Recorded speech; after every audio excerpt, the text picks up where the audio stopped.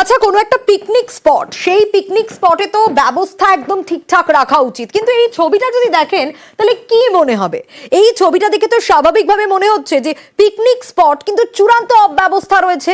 হ্যাঁ, ঠিক সেটাই, এরকমই চূড়ান্ত অব্যবস্থা এই মাথাভাঙার তেকুনিয়াতে কোনো রকম মেনটেন করা হয় না, তা স্পষ্ট এই ছবিটা দেখে। কিন্তু স্পটে যাওয়ার রাস্তা, সেটাও বেহাল।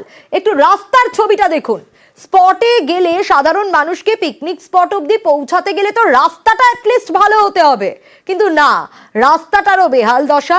শুধু যে বেহাল দশা তা নয়, জঙ্গল আগাছায় পিকনিক স্পট ভরে রয়েছে এবং গত বেশ কয়েক বছর ধরে এরকমই অযত্নে পড়ে রয়েছে।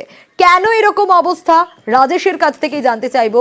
রাজেশ, অবশ্যই শীতকাল মানেই পিকনিক, আর এরকম একটা পিকনিক স্পট যেখানে তেকুনিয়া, সেখানে বছরের পর বছর এরকম বেহাল অবস্থা কেন? ব্যবস্থা কেন নেওয়া হয় না?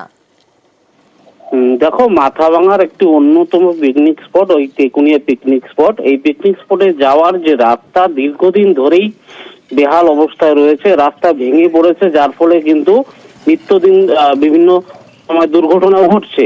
এই নিয়ে কিন্তু একাধিকবার স্থানীয় প্রশাসনকে জানিয়েছেন, কোনো কাজ হচ্ছে না বলে তারা ক্ষোভ প্রকাশ করেছেন। পাশাপাশি এই রাস্তা দিয়েই যেতে হয় সেই পিকনিক স্পটে।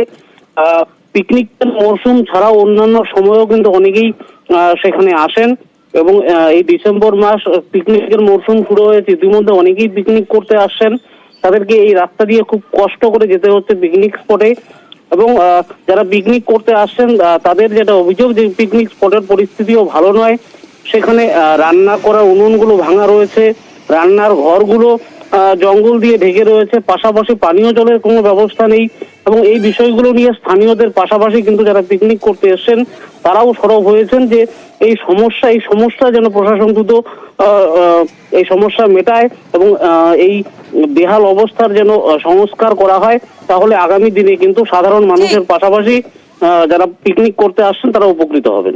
বেশ রাজেশ।